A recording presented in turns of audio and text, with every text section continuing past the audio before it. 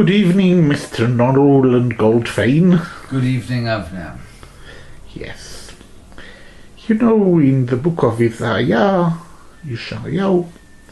and in other books in the Bible, there is a prophecy about the destruction of a mysterious kingdom. Well, it is called Babylon, but it is probably like some mysterious country, Babylon of the end of times.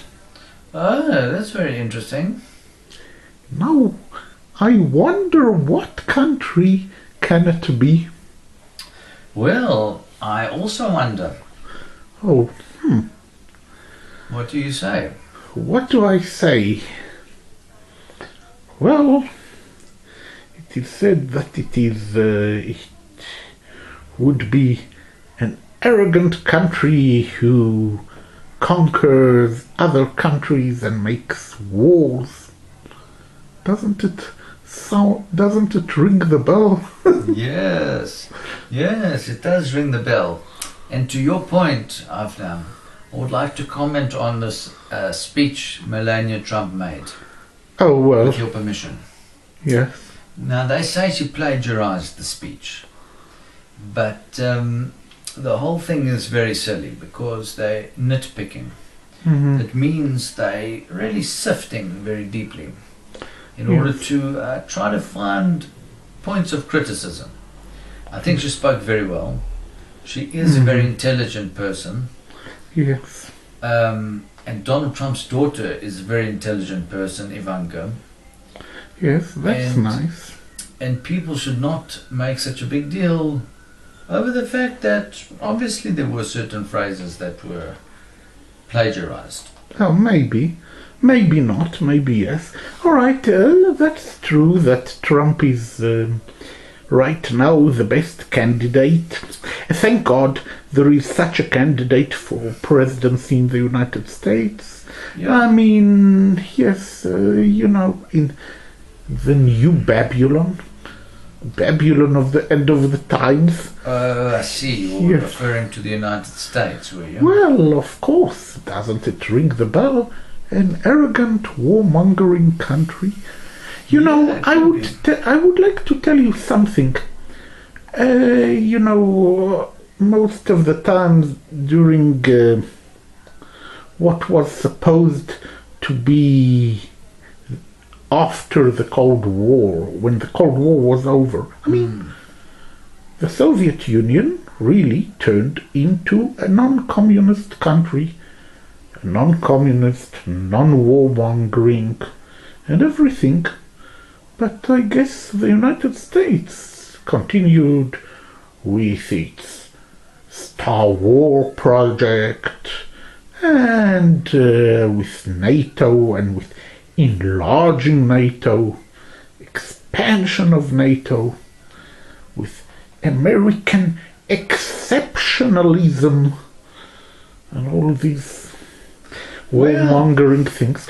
And I guess that had there not be that so-called rebellion in Syria, Assad would have done the same, would have opened the borders of Syria, would have introduced a multi-party democracy, but the rebellion came, and now there is no democracy.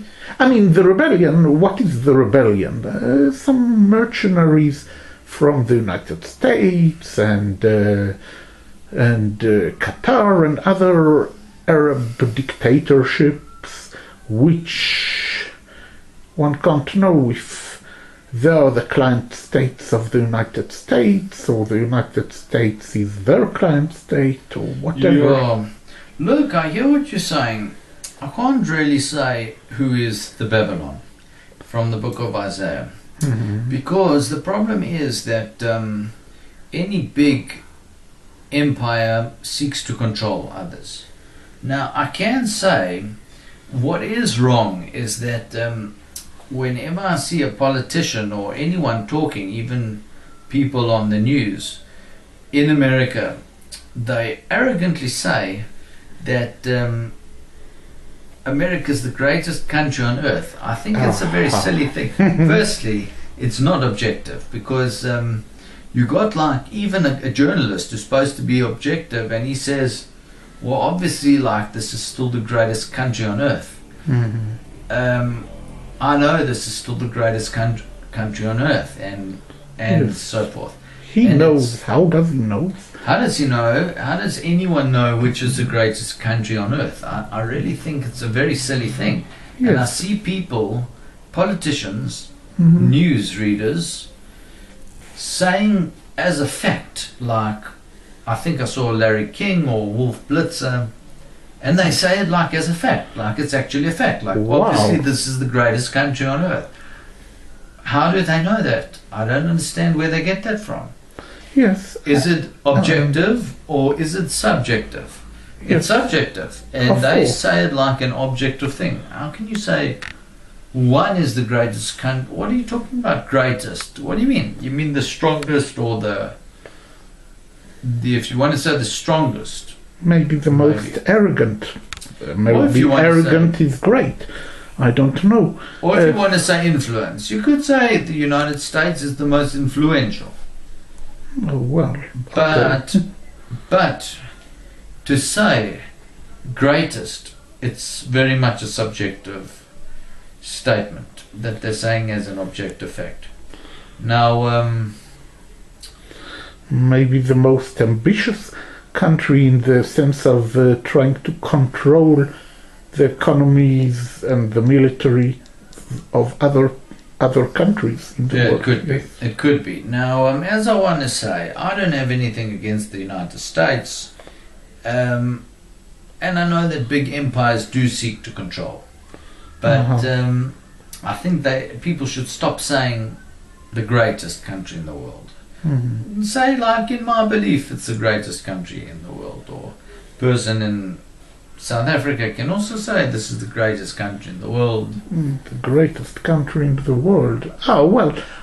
Yes, I see.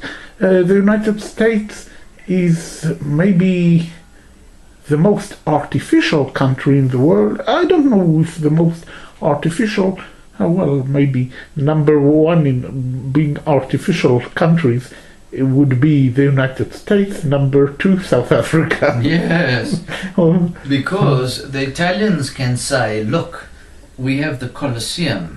Look yeah, at this rich historical that's true. landmark we have. Surely this is the greatest country in the world. We have one of the oldest and most beautiful landmarks. Who else has the Colosseum? And they Yes. could say, because of the fact that the Colosseum is here, we are the greatest country in the world. And so Yes. can Greece, Greece. and so can Serbia. Serbia. Well, there is a song, Sing Serbia, Yes. for your, the land of heroes. Sing Serbia, the land of battles. Yes. Pevaj Serbia, zemlja junaka, pevaj Serbia, zemlja biteka. You know, and another country can say, well, we make the greatest wine.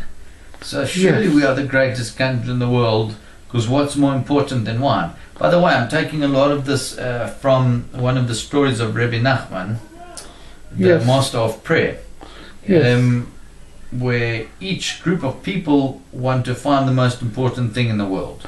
Yes, actually, well, one can say Poland is the greatest country in the world because when King Henry III was first king of Poland and then of France, he taught the French people, because he was taught as a king of Poland how to use the bath and not the shower, and how to use, I don't remember if it was the knife or the fork, one of them, and how to use the sewage system in which what is made in the toilet goes outside of the building and doesn't remain inside. Yes, you could say that's the greatest country in the world because of that fact. Yes. So you see, there are many greatest countries in the world. And, well, one can say Russia is such a great country.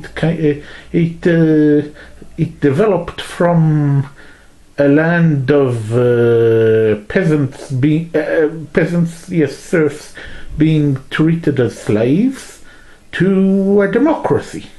Yes, exactly. In only about 200 years, a little bit more. But that is also magnificent. Yeah, exactly. You're right about that. So, in all, there are many greatest countries in the world. That's right, Avner. And we should all have a good night, all be more objective in our lives. I personally wish Donald Trump well. Yes, I wish me Melania too. Trump very well. I think she had a lot of courage speaking in front of so many people. Yes. English isn't even her native language. Yes. She's from Slovenia. Yes. She's from Slovenia, and the people should just be quiet. Yes, that's true. Okay, good night. Good night, up down.